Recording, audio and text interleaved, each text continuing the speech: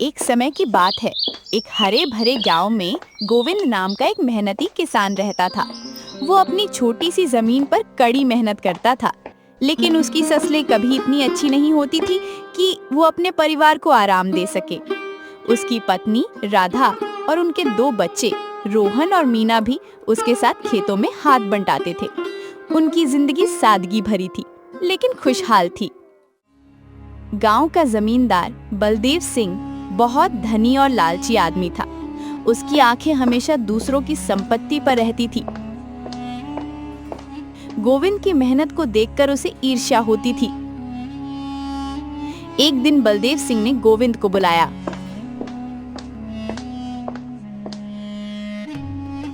गोविंद, मुझे लगता है तुम्हारी जमीन बहुत अच्छी है।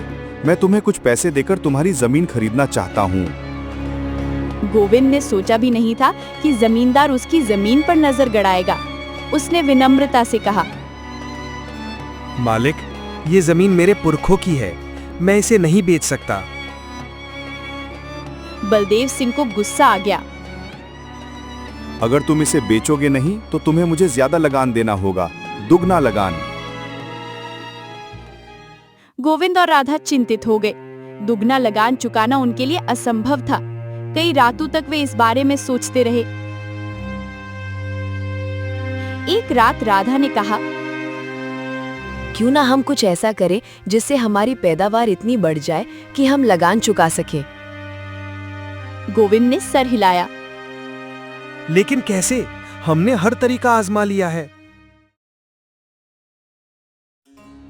अगले दिन गोविंद उदास मन से अपने खेत की ओर जा रहा था।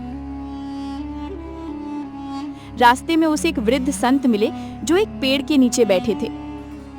संत ने गोविंद की परेशानी भांप ली। संत ने पूछा, क्या बात है बेटा, तुम इतने चिंतित क्यों दिख रहे हो? गोविंद ने उन्हें अपनी सारी कहानी बताई। संत मुस्कुराए और अपनी झोली से एक छोटे से बीज का एक पैकेट निकाला। ये लो बेटा, ये कोई साधारण बीज नहीं है, ये चमत्कारिक बीज हैं। इन्हें अपनी जमीन में बो और देखना, तुम्हारी सारी परेशानियां दूर हो जाएंगी। गोविंद ने संत को धन्यवाद दिया और खुशी खुशी घर लौट आया। उसने राधा को बीज दिखाए। राधा ने संदेह से पूछा, चमत्कारिक बीज, क्या ये सच में काम करेंगे? गोविंद ने कहा, संत ने कहा है तो जरूर करेंगे, हम कोशिश तो कर सकते हैं। उन्होंने मिलकर उन बीजों को अपनी छोटी सी जमीन में बोया। कुछ दिनों में उनसे हरे भरे पौधे उगने लगे। वे पौधे इतने स्वस्थ और बड़े थे कि गोविंद ने पहले कभी ऐसे पौधे नहीं देखे थे। जब फसल काटने का समय आया तो खेत सुनहरे दानों से भर गया था। पैदावार इतनी ज्यादा हुई कि उन्होंने कभी सोची भी नहीं थी। गोविंद ने खुशी खुशी जमींदार को दुगना लगान चुकाया और फिर भी उनके पास इतना अनाज बचा कि वे आराम से गुजारा कर सके। ये देखकर बलदेव सिंह को बहुत आश्चर्य हुआ। उसने अपने नौकरों से गोविंद की फसल के बारे में जानकारी ली। जब उसे चमत्कारिक बीजों के बारे में पता चला तो उसकी आंखों में लालच चमक उठा। उसने तुरंत गोविंद को फिर से बुलाया।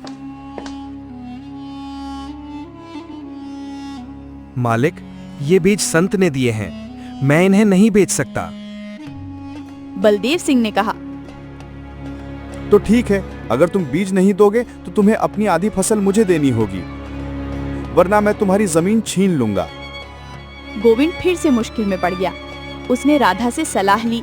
राधा ने कहा, ये एक परीक्षा है, हमें समझदारी से काम लेना होगा।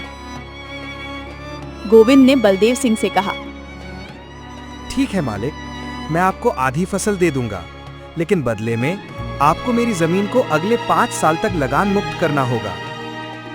बलदेव सिंह ने तुरंत हाँ कर दी, क्योंकि उसे लगा कि अगली बार वे सारे बीज गोविंद से छीन लेगा।